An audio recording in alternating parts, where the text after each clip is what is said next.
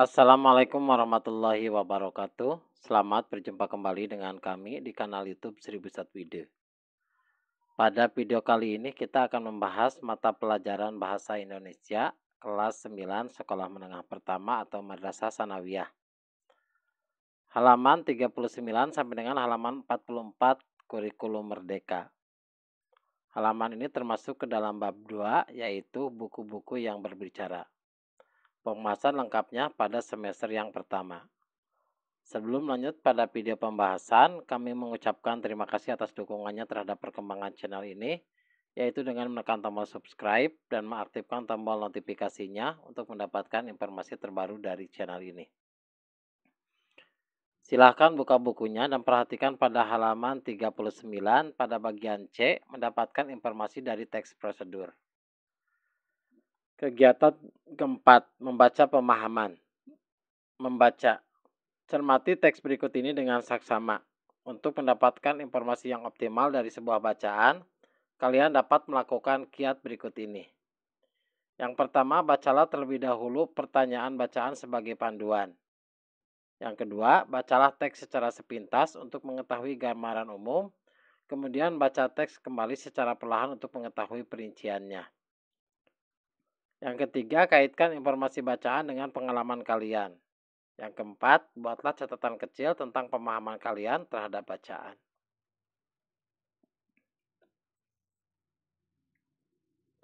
Taman Bacaan Masyarakat atau TBM, tingkatkan literasi masyarakat.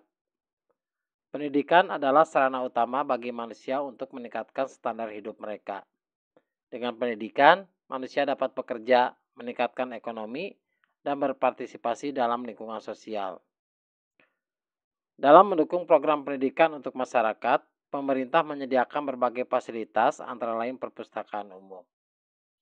Untuk lengkapnya teks silakan baca pada buku Bahasa Indonesia kelas 9 pada halaman 39 sampai dengan halaman 40.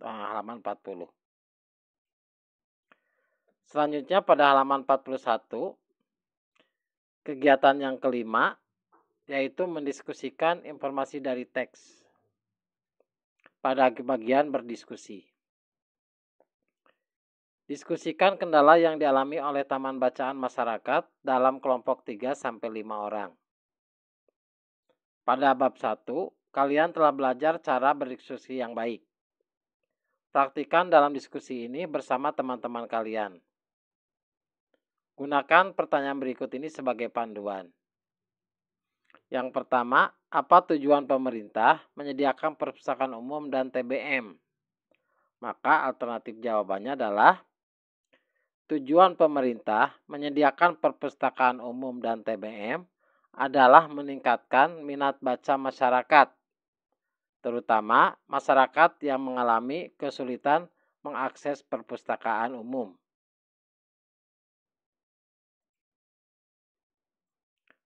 Selanjutnya pertanyaan yang kedua, di mana saja TBM biasa didirikan?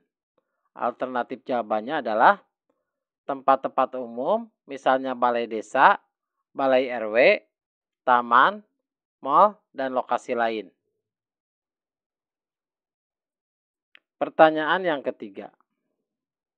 Berdasarkan petikan laporan tersebut, apa saja yang diperlukan untuk mendirikan TBM? Alternatif jawabannya adalah tempat yang memadai, koleksi buku yang cukup, dan petugas yang andal. Pertanyaan yang keempat, perhatikan kalimat titik-titik. Didukung sumber daya manusia yang bertindak sebagai motivator. Mengapa harus ada motivator di sebuah TBM? Maka alternatif jawabannya adalah agar masyarakat bersemangat datang dan melakukan kegiatan di TBM seperti belajar, berdiskusi, menulis, dan kegiatan lainnya. Atau yang kedua juga, agar ada yang mendampingi pengunjung melakukan kegiatan.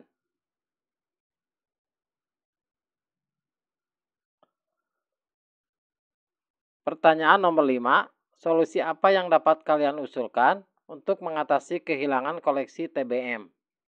Alternatif jawabannya adalah TBM hanya meminjamkan buku pada warga setempat. Data, yaitu alamat dan nomor telepon, tercatat dengan jelas. Atau solusi yang lain juga, tidak meminjamkan buku koleksi TBM hanya untuk dibaca di tempat. Soal yang keenam, ide apa yang kalian ajukan untuk meningkatkan kesadaran masyarakat menggunakan TBM? Alternatif jawabannya adalah yang pertama, membuat promosi yang lebih gencar. Kemudian yang kedua, mengadakan kegiatan menarik di TBM, misalnya mendongeng, lomba menggambar, atau kegiatan lainnya.